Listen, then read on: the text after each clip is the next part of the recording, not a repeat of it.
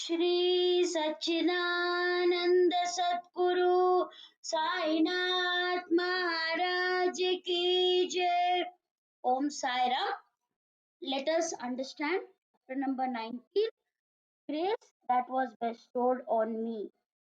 But before that, let us do the Namasmaran followed by the chapter number 19, grace that was bestowed on me, and we will conclude by doing the Aarti. Shri Satchidananda Sadguru Sainath Maharaj ki jai. Om Sai Namo Namah. Shri Sai Namo Namah. Jai Jai Sai Namo Namah. Satguru Sai Namo Namah. Om Sai Namo Namah. Shri Sai Namo Namah. Jai Jai Sai Namo Namah. Satguru Sai Namo Namah.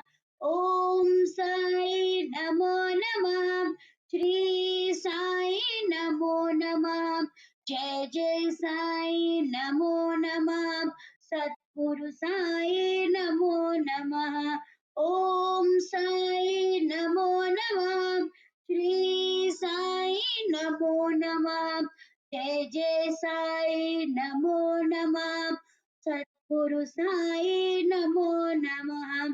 Om Sai Namo Namah. Shri Sai Namo Namah. Jai Jai Sai Namo Namah.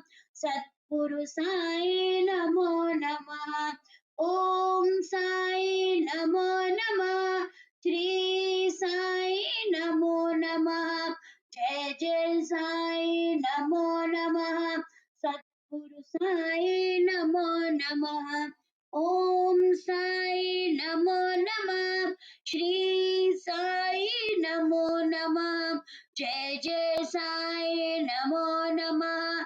Satguru Sai Namo Namah. Om Sai Namo Namah. Shri Sai Namo Namah.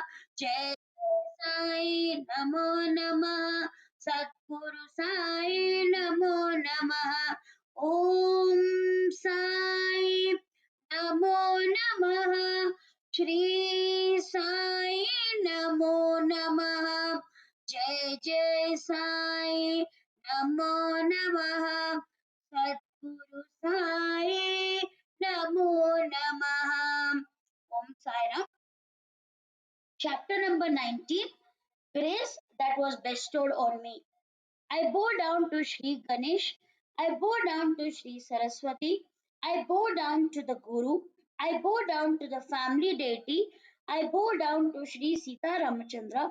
I bow down to Shri Satguru Sainath. That Sai is subtler than the subtlest, greater than the greatest, all pervading, filling the entire Brahman and covering the universe. A wish arose in my heart to perceive with these mortal eyes such a God in the garb of some shape and color. The worshippers of the sun worship him with the help of a thin cotton wick, and the followers of Ganapati make an image of Ganapati out of a mound of jaggery and offer jaggery as prasad, or else take water in the palm out of a great ocean and offer oblation to it. All this seemingly looks odd.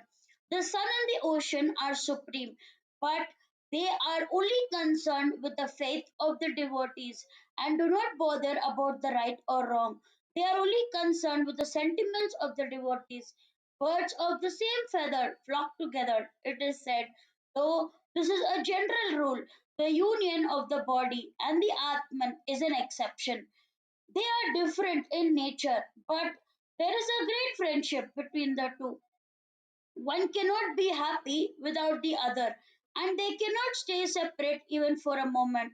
Yet the body is transient, the Atman is unchangeable and indestructible, but the love between them knows no bounds. Therefore, the cycle of rebirth takes place. Atman is the greatest power. It is more minute than that which is imperceptible, which is the ethereal air pervading the whole universe. The personified will of the Supreme Spirit is the creation and is very subtle. It is also called as Maya. The Purush, that is the Supreme, is subtler than these. All the senses dissolve in it. This is the highest state and itself is pure Brahman.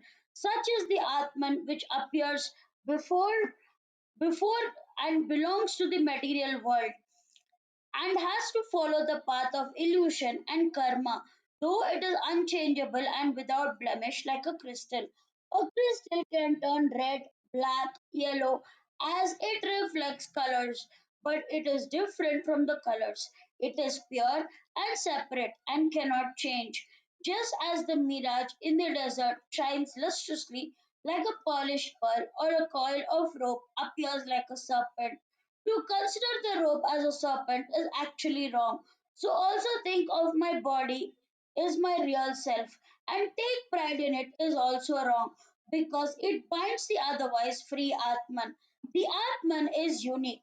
It is separate from the body, the sense organs, the mind, the prana. It is self illuminated, pure consciousness, not subject to change, without form.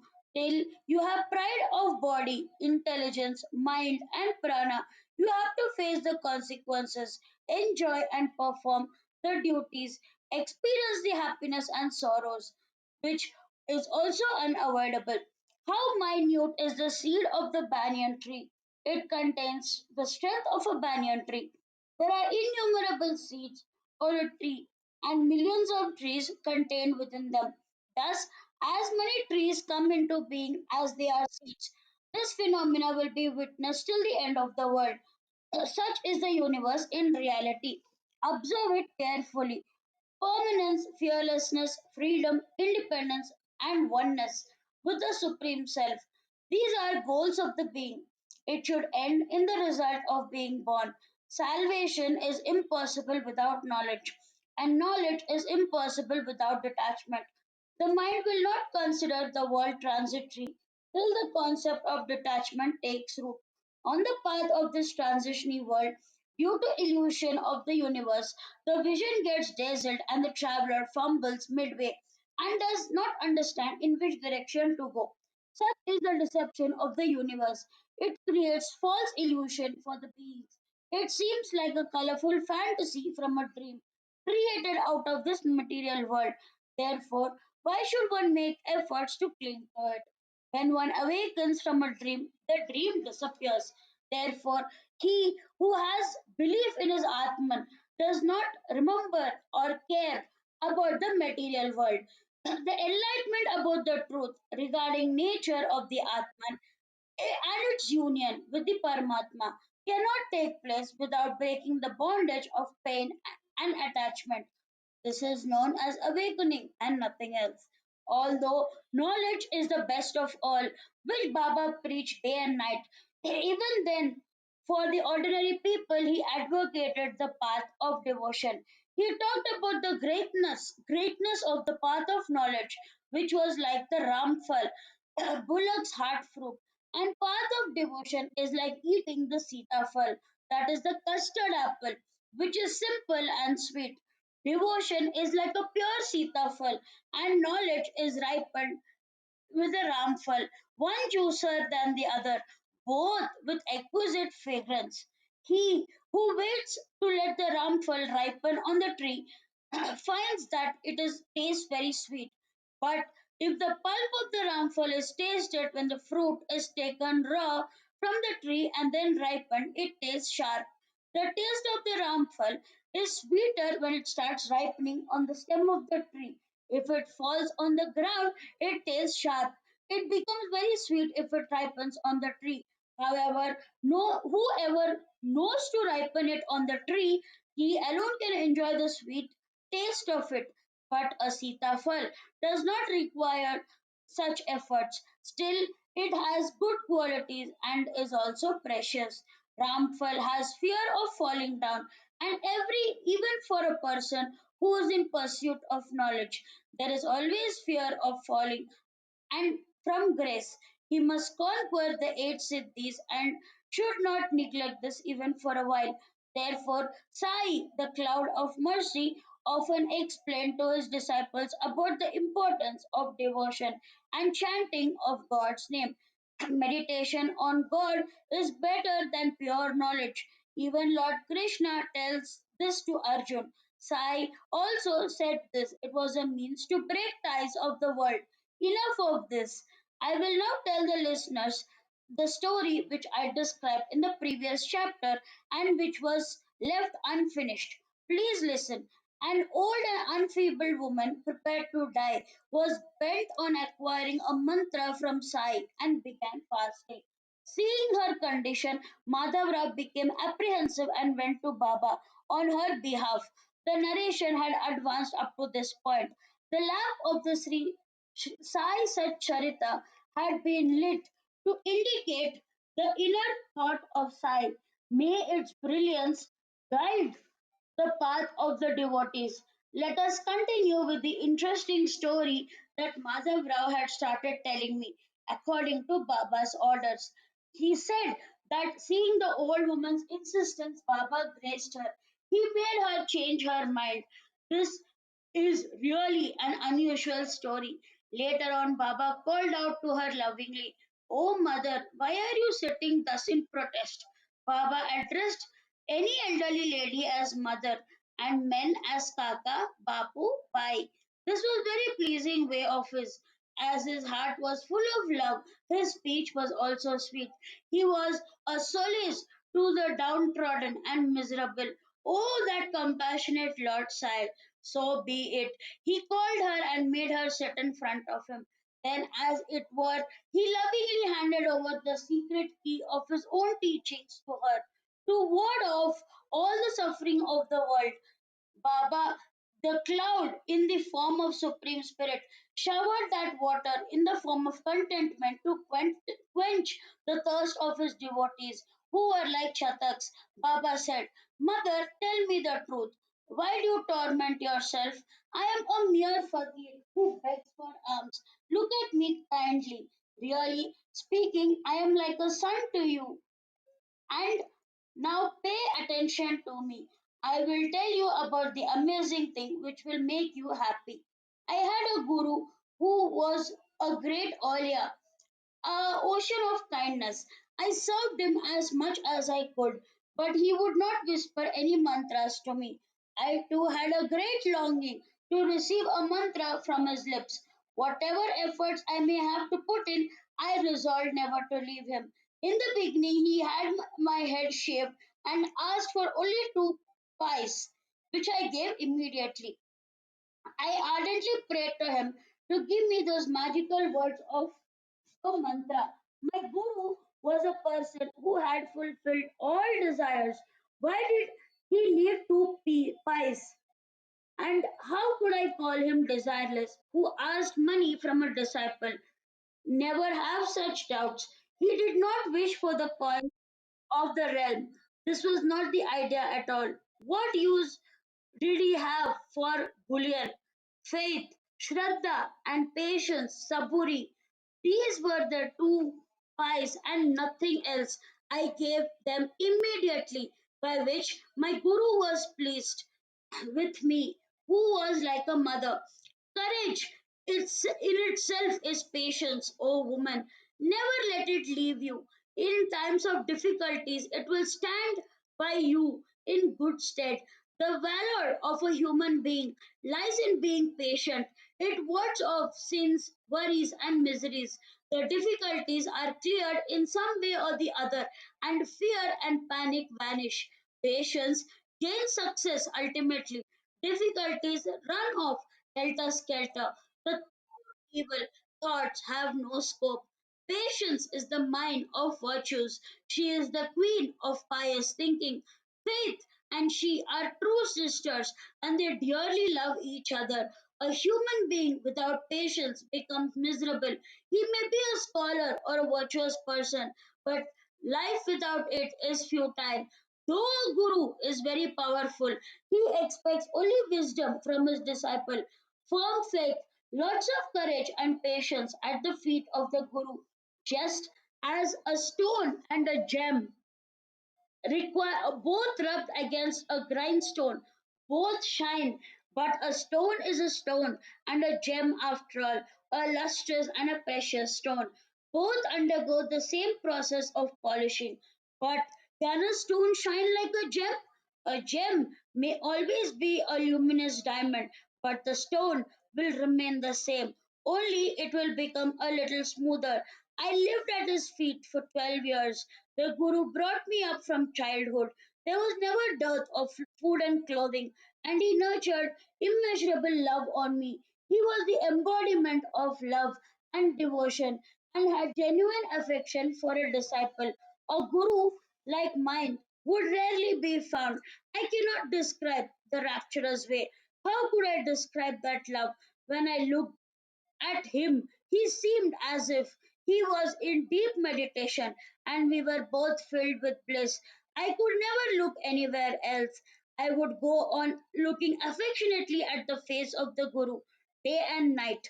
I knew no hunger or thirst. My mind would get restless without the Guru. He was the only object of my meditation. I would have no other goal than him. He alone was my constant goal. The ways of the Guru are mysterious. This was the only expectation of my Guru. He did not desire anything more than this. He never discarded me and always protected me from all difficulties. Sometimes I would stay close at his feet and sometimes away from him, but I was never deprived of the closeness of his company. Just as a female tortoise nurses her little ones by her look, my Guru did the same and looked after me. Oh, mother, sitting in this masjid, whatever I tell you, please accept as the truth. The Guru never whispered a secret mantra in my ears. How can I whisper into yours? The loving glance of a mother tortoise is enough to make the young ones happy.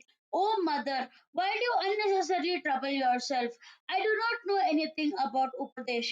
The mother tortoise lives on the bank of the river and the children on the other banks. This rearing is done by the exchange of glances. Therefore, the trouble of any mantra. Then go and eat some food. Do not unnecessarily endanger your life. Just pay attention to me and you will achieve the spiritual life. You should regard me as the whole and soul. I will regard you in the same way. My Guru did not teach me anything else at all. There is no need for any other means of money. It is not also necessary to be an expertise in the six shastras. Only complete faith is enough because a Guru is he who wards off evil and brings about good luck. Therefore, the Guru is considered great. Guru is the image of Brahma, Vishnu, and Shankar. He who knows him in reality is the blessed one in all the three worlds. When the old woman was explained in this way, that story conceived her. She agrees to give up her fasting and thus honored his wishes by putting her head at his feet. Having heard this complete story and having understood the propriety of it, I was happy and at the same time surprised at the revelation of its true meaning. Seeing Baba's powers, I was struck with emotion and my heart overflowed with love and joy. And now I fully understood the lesson. Seeing my emotional state, Madhav Rao said to me, Anna Sahib, why have you become sentimental and why are you quiet? There are innumerable such stories about Baba. How many should I tell now? And then the bells of the masjid began to ring while Madhav Rao was Thus, every afternoon before meals, the devotees would go and sit in the masjid and perform Baba's complete puja with ganda, akshata, aragya, etc. with all rituals. Afterwards, Sahib Jog would take a five-lit wick lamp in his hand and lovingly wave it before Baba with devotion, while devotees sang the Aarti compositions. The bell proclaiming the Aarti began clanging, and we all started for the masjid. My wishes were fulfilled. Both men and women participated in the noon aarti, the women standing up in the masjid and the men remained below in the courtyard, accompanied by auspicious instruments and resounding sound of the temple bells. The aarti composition would be recited at the top of the voice joyfully. We arrived at the gate of the courtyard while the aarti reverberated to the skies. The men had crowded near the steps, and there was no room to go up. I was thinking that we should stay down till the aarti was over and then go up near Baba as soon as it was finished along with others. Whilst I was thinking thus, Madhavrao climbed up the steps and also pulled me up, holding me by the hand, and took me near Baba. Baba was sitting on his seat, peacefully smoking a chillam. In front of him, Jog was waving the 5 wick lamp, ringing the bell with the left hand. In this atmosphere of the Aarti, Madhav Rao himself sat to Baba's right and made me also sit with him facing Baba. Then the peace loving gem of saints, Baba sweetly said, "Give me what Dakshina Sham Rao has given to me." Baba, this Sham Rao is here. He is giving namaskara in the place of dakshina and says, "Consider them as 15 rupees only. Offer these to Baba." Very well. Did you have a talk? Did you both say anything to each other? Tell me what you discussed. Tell me everything. Leave aside the story about Namaskar. What did you say to him? Now tell me fully about each and everything. I too was keen to tell the story. Although the loud Aarti singing was persisting, I was beaming with happiness, and my uncontainable joy flowed from my lips. Baba, who was leaning against the bolster, moved a little forward. I too bowed and started narrating. Baba, whatever talks we had were all very interesting, but among all was a particular story about an old woman which was astonishing. As soon as Shamarao told me the story, I understood your skill. Under the pretext of that story, I was sure I had your blessings. Upon which Baba very eagerly said, "Tell me the whole story. Let us see what was so astounding about it and how you felt blessed by it." The story was fresh in my mind since I had just heard it. Besides, it had impressed me a lot, so I related it flawlessly and he seemed happy. In this way, I told him the whole story. Baba also listened to it attentively and said to me, "Always keep in mind," and also asked me very enthusiastically, "How sweet is this story which I had just heard? Did it impress you? Did you understand its real purpose?" Baba, by listening to this story, I have regained my peace of mind. My own hankering had disappeared, and I have understood the right path. Upon which Baba said, "My ways are different. If you have imbibed the lesson of this one story, it will be beneficial to you. True knowledge of the Atman is to be desired the most, and dhyana is essential for this. During dhyana, one merges with the Atman, which leads to the quietening of the desire. Detach your mind from the object of these senses and concentrate on that all pervading power. Your meditation will be successful and you will achieve your goal. Meditate always on my formless nature, which is knowledge incarnate, consciousness, and bliss. If you cannot visualize that, then follow the physical image of mine. Bring my image from head to foot in front of your mind's eye, day and night. When you will thus concentrate on me, the functions of your mind will unite, and the distinction between the mediator, the act of meditation, and the object meditated upon will vanish. Once this trinity disappears, the person doing dhyana will reach the supreme energy. This is the goal of dhyana. You will be one with the Brahman. The female tortoise is on one bank of the river, her young ones are on the other bank. They neither milk nor warmth. Only her glance gives nourishment to them. The young ones always think only of their mother. They don't need to do anything else. They don't need milk, nor do they need food. The mother beholding them attentively is their only nourishment. This caring, though look by the mother tortoise, is actually like showering of nectar. The young ones get happiness and they flourish. Similarly is the case of the guru and the disciple. As these words of Sai were uttered, the loud singing of Aarti ended, and all shouted, Shri Satchidananda Satguru Sai Nath Maharaj Ki Jai.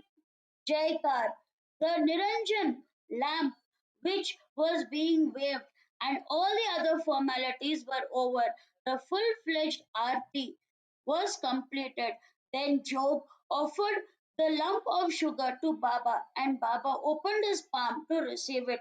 Job lovingly put a handful of lump sugar in Baba's palm and in keeping with the custom and did obeisances to him.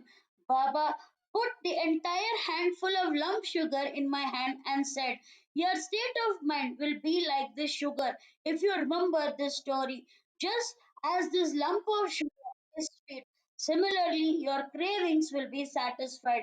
You will truly prosper and your heart's desire will be fulfilled. Then I paid my respects to Baba and said, your blessings are enough for me. Only grant me this favor. Take care of me. Baba said, listen to the story, repeat it, recite it always, remember it, and concentrate so that the essence of happiness will appear.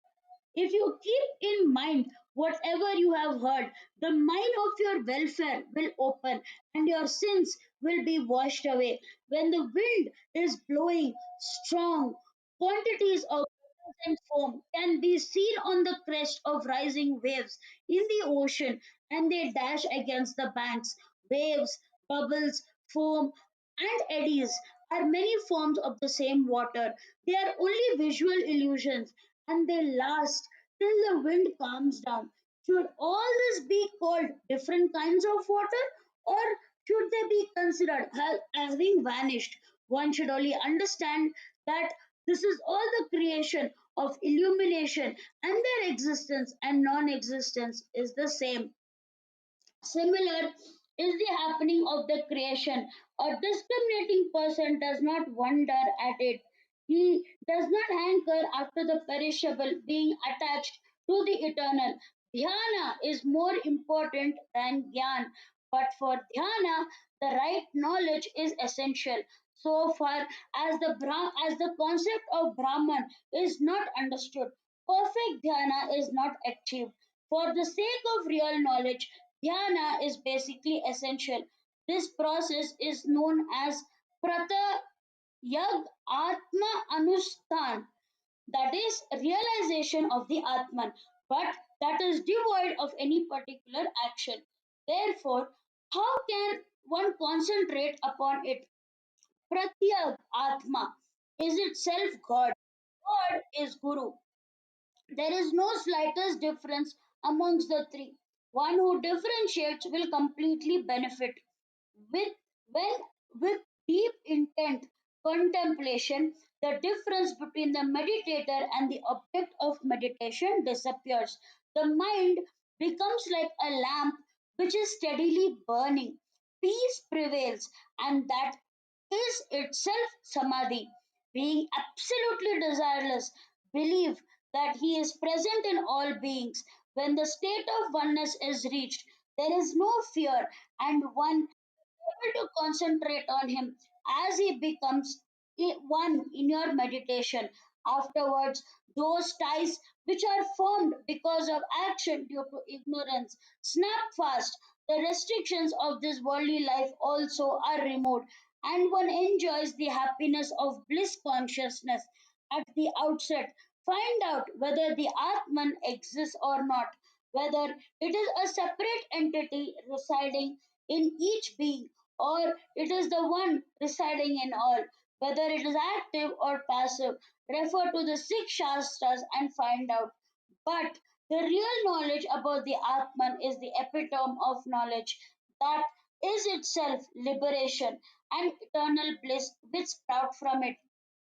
Even if a learned speaker like Brahaspati is brought before a blind person to describe an elephant, then after listening to his speech, the blind one will not only be able to perceive the elephant, similarly, it is impossible to describe in words which is beyond words.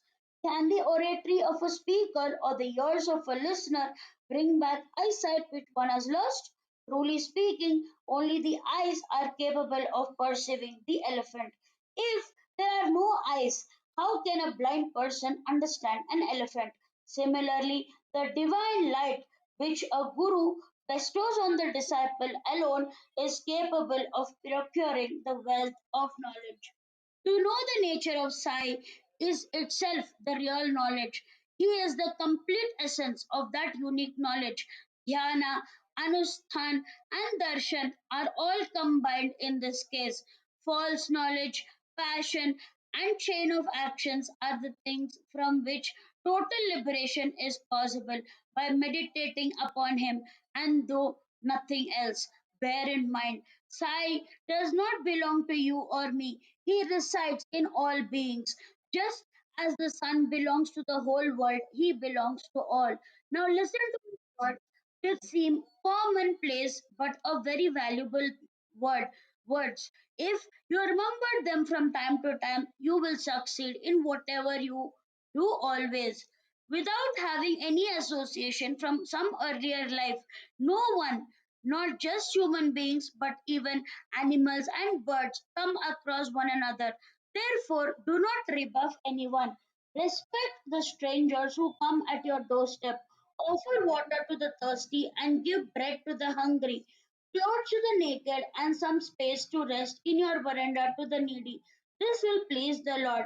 If anybody is in need of money and you are not desirous of giving, do not give, but at least do not behave like in an insulting manner and bark like a dog at him. Anyone may call you names in 100 ways. Never retort with bitterness. Tolerate with patience. You will gain tremendous happiness. Even if the world turns topsy turvy, you should remain still. Be steadfast and observe passively. Break down the wall between you and me. Then the way to approach each other will clear and there will be no fear.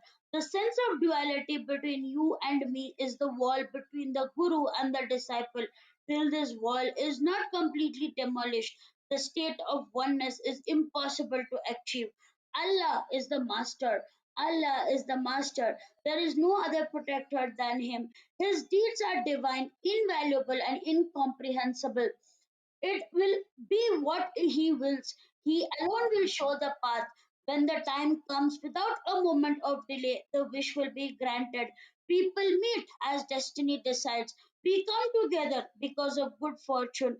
We should therefore nurture affection of each other and enjoy happiness and serenity. Who is immortal here? Blessed is who has attained the supreme goal of life. Others only breathe to remain alive.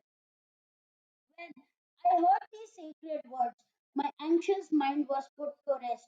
My thirst was quenched, and I was blissfully happy. One may possess incomparable intellect and also firm faith, but to have a support of a guru like Sai, one's luck must be in favor. To give the essence of these words, Lord Krishna had said the same truth. I will grant the fruits as per one's deeds, leaving the whole burden on the actions. The reward will be as per the deeds. The welfare depends upon the efforts. This is the essence of this chapter and itself is nectar like preaching. Meditate upon me single mindedly in the essence of the Bhagavad Gita. God takes full responsibility for the welfare of such persons who have fully devoted themselves to Him. Having heard this valuable advice, I am reminded of a quotation from the Smritis. Without the slightest doubt, worship the gods and then they will take pity on you. You should take the pains but give up worrying about the results completely. I am present, standing behind you and carrying the pot of milk to give you the fruits. Thus, I am always backing you. But if you think that I should exert and you should only drink the milk abundantly, I will not agree with this. On the contrary, you should be alert and perform the actions. Be active and work for it. These are Baba's sayings or charters. Whoever will accept these words as truth, he will enjoy the mine of happiness in this world as well as beyond. Now I beg the indulgence of the listeners to listen to another personal experience which shows Sai's nurturing nature. If you take a vow to do some good, how Maharaj encourages you. Listen without questioning and observe Sai's manner of blessing. A devotee should surrender unconditionally and observe remarkable results of devotion. Each day will unfold a new miraculous deed of Sai. Be it so. If a good thought comes to your mind immediately on waking up in the morning, you should foster it. If such a thought continues to prosper, it will bring contentment, sharpen the intellect, and please the mind. This is the saying from the saints, and I feel like experimenting with it. When I experienced it, I got such a peace of mind that I was greatly amazed. In the holy place like Shirdi, on a Thursday, an auspicious day, I wish to chant the name of Ram continuously the whole day. On Wednesday night on bed until I fell asleep, I fixed my mind on chanting the name of Ram and engrossed it in my heart. When I woke up early in the morning, I was reminded the name of Ram. When this happened, I thought that my tongue had really justified its existence. Therefore, I firmly decided to continue thus. Having finished my morning ablutions, I took some flowers that I found along with me and set out to have Sai's early morning darshan, leaving behind Dikshit's home and passing outside Bhuti's Vada. I heard a sweet song beautifully sung by Aurangabadkar. If I try to put the whole song in the OVI meter, the listeners will be deprived of its original beauty and may not enjoy it. So I will sing this song word by word, by which the loving listeners will be happy. The song contains some basic Upadesh song. Oh, my brother, I have received the collyrium of Guru's grace. I do not believe in anyone but Ram. Within me is Ram, and without is Ram. Even in dreams, it is Sita Ram. Sleeping and waking is Ram. Wherever my eyes go, they see perfect Ram, the beautiful experiences of the disciple of Janardhan. I see Ram wherever my sight moves. Already I had decided and resolved to chant the name of Ram, but before commencing to do it, this song which I heard added strength. Thus I was convinced, had great compassionate sigh, showered that water on the seed of my resolve. Carrying a tamburi in my hand, Aurangabadkar facing Sai in the country yard was singing full-throatedly and the notes spread everywhere. Aurangabadkar was Baba's devotee. Like me, he had surrendered at his feet. Though he knew so many songs by heart, why was he inspired to sing the particular one at this time? No one was aware of my resolution. Then why was only that song being sung?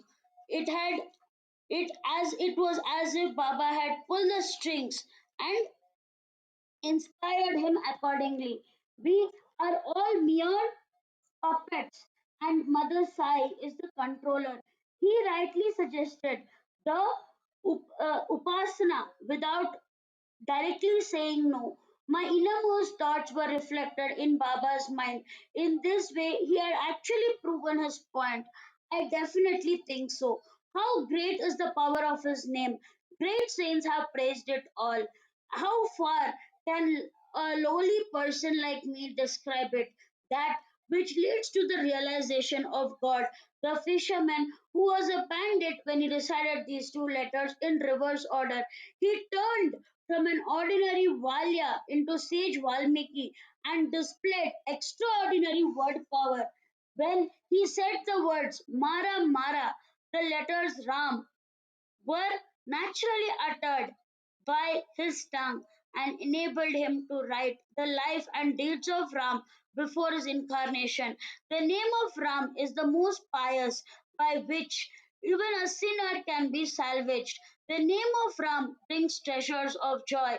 The name of Ram is equivalent to singing bhajans, and its recitation can lead to Brahman. By simple repeated utterance of the name of Ram, the bonds of birth and death will be broken. By the remembrance of the name of Ram, the gains will be multifold. Whenever the name of Ram resounds, the Sudarshan chakra of the Vishnu will operate and it will destroy millions of obstacles. The name is the protection for the weak. Sai does not require any particular place for his teachings, nor right time, nor right setting. Even while talking, walking, or sitting, he is able to effortlessly teach pure knowledge to all listeners. Now, listen to an interesting story in connection with this, with respect. The story will show Sai's compassionate nature as well as his all pervasiveness. Once, a great devotee, while somebody was talking of another person, was prejudiced and got deeply involved in criticizing. The virtues, the virtues were overlooked, and only the criticism was recounted on all sides. The actual story was lost out of sight, and this became a revealing session. If at all there was a reason for disagreement, or if someone behaves abnormally, then only one should frankly and sweetly try to correct him and should pity him. Never belittle anybody. This is known to everyone, but such a nature cannot be suppressed. It cannot remain under control. From within rises gradually till it is blotted out of the mouth. When the lips open, happiness and contentment are pushed out. There is none else better than a critic in the three worlds. He can help a person. Criticism does good to a person, and a critic thus obliges the person. Some people remove dirt with the help of soap and nut. Some use products like soap. Some do it with clean water, but a critic does it with his tongue. In this way, they bear the deterioration of their own character for the sake of others to do good to them. Therefore, their deeds are really speaking indescribably benedictory. Such a critic should be highly respected. At every step, he points out hazards. He lets the person know his shortcomings under the pretext of criticizing, and thus helping him to avoid future calamities and obliging everyone. How much more can one praise him? Many people have praised them. Even saints and sages have talked about his greatness. I bow down to the band of critics. Those who are listening were nauseated. The critic left the seat and went to the toilet, and the rest of the group started towards the masjid for Sai's darshan. Baba was omniscient. He instructed the devotees at a proper time. Listen how he made use of this incident later on. On the way to Lendi, along with others, Baba inquired about the devotees, and he was at the village stream for toilet purpose. After completing ritual, Baba returned from the Lendi, and that devotee also returned from the village stream to go home. Both of them met. Oh, listeners, I pray to you to carefully listen to all that transpired at that meeting. Nearby hedge, next to the hedge, a village so was eating excreta with great relish. Baba pointed out that to him. Look how its tongue is enjoying the taste of human excreta. A person who reveals his own breath into his heart's content is similar to it. If you are born a human being after doing all good deeds in your previous birth, and if you thus waste the life, what good can Shirdi do to him who is set to ruin it himself? With these words, Baba walked away. The devotee inwardly was hurt. He remembered the morning incident, and those words pierced his heart. So be it. Baba teaches his devotees lovingly at the opportune time. If the essence of his teachings are retained, can salvation be met so far? If God cares for me, He will give me everything without making any effort in His promise. This is true as far as food and clothing is concerned. But if anyone who is a spiritual seeker applies it, he will ruin himself completely.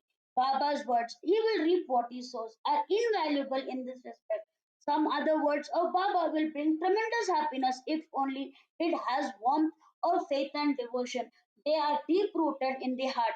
I do not reside at one place. I am present in the waters and land, in the woods, amongst the people, away from the people, in your own country and in foreign lands, in the skies and in the light of the sun.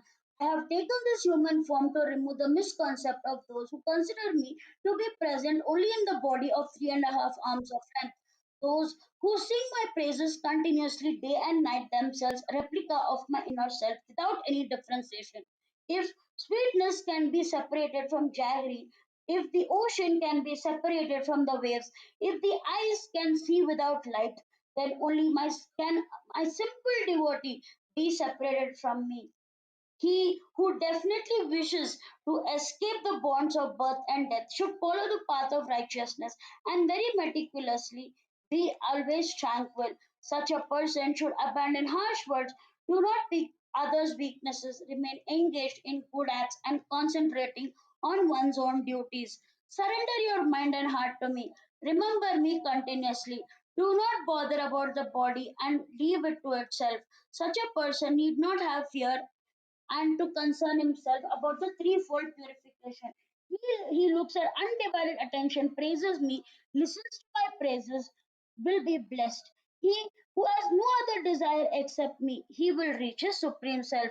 Take my name and surrender to me.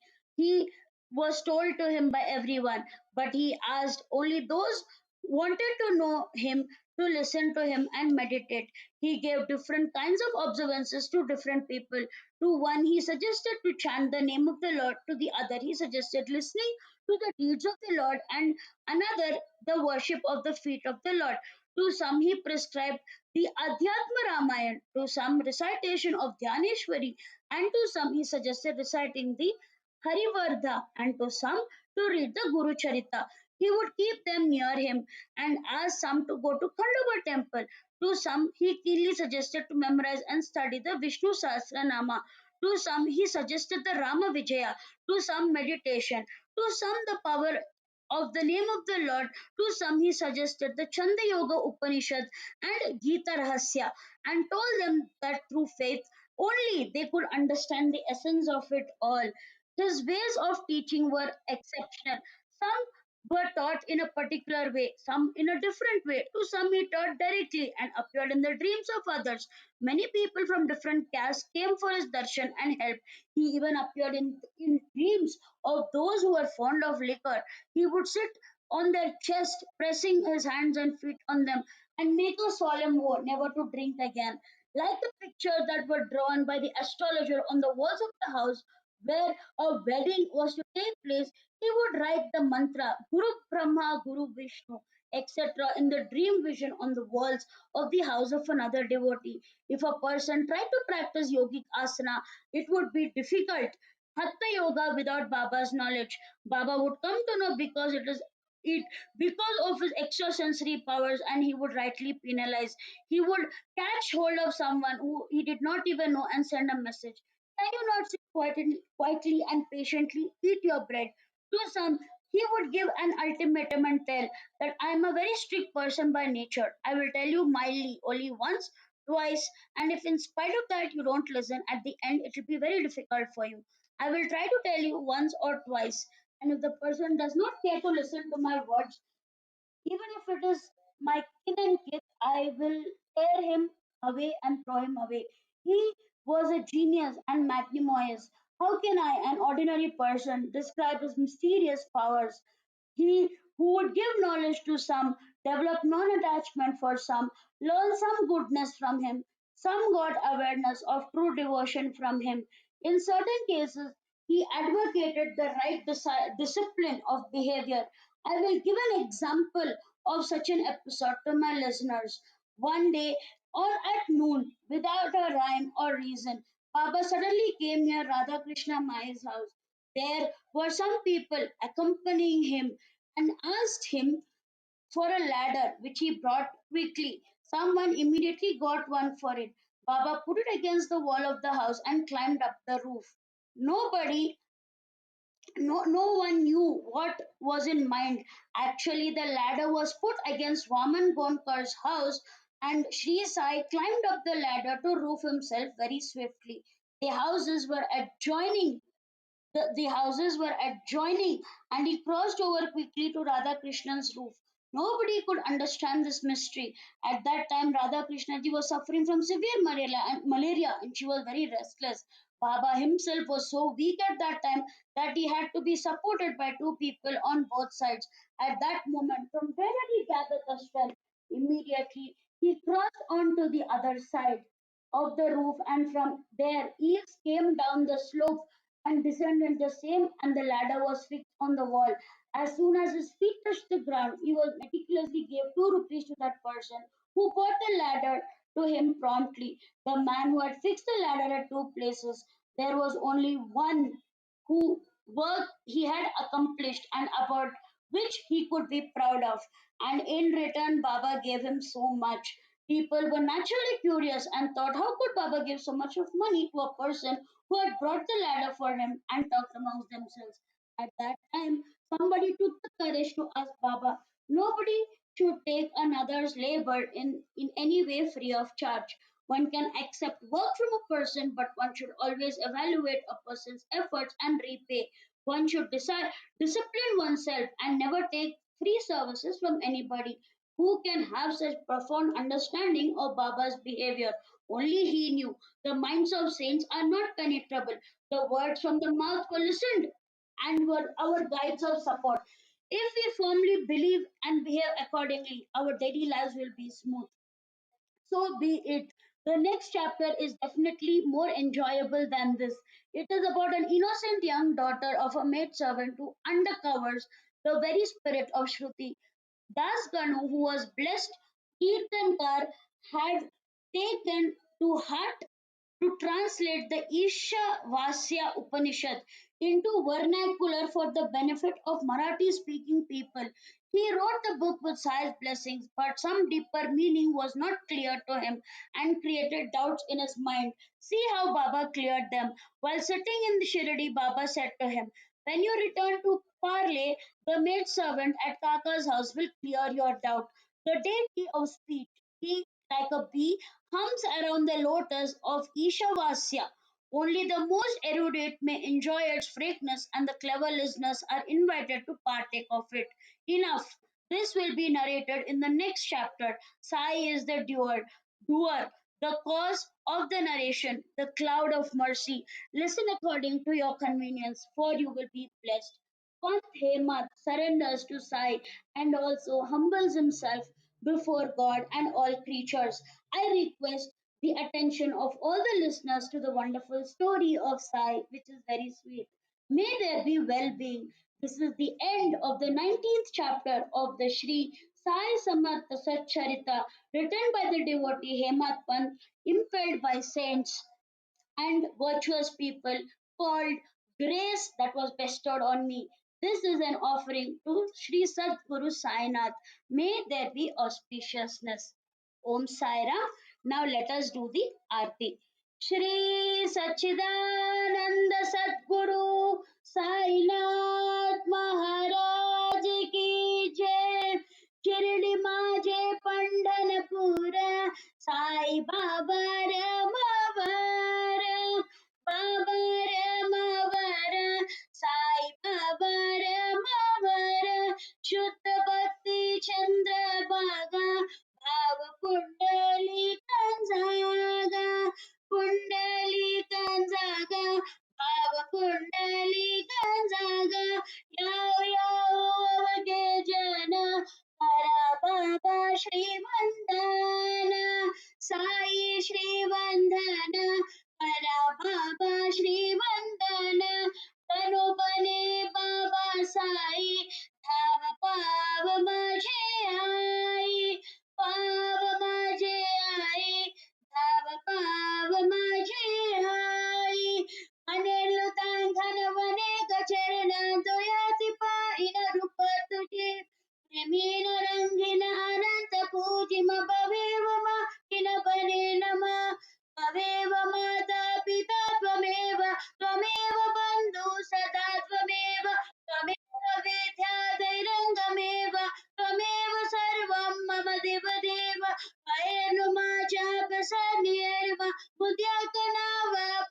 स्वभाव करोमि यद्यत् सकलं परस्मै नारायणाय समर्पयामि अच्युतं केशवं राम नाम नारायणं कृष्णदामोदरं वासुदेवं हरे माधवं माधवं गोपिका वल्लभं जानकी नायकं रामचन्द्रं हरे हरे राम राम राम हरे हरे हरे कृष्ण कृष्ण कृष्ण हरे हरे श्री गुरुदेव दत्त सच्चिदानंद सद्गुरु साईनाथ महाराज की जय. Om Sai Ram. I urge all the listeners to read one chapter of the Sai Satcharithra and soak in Baba bliss. Baba bless you. Om Sai Ram.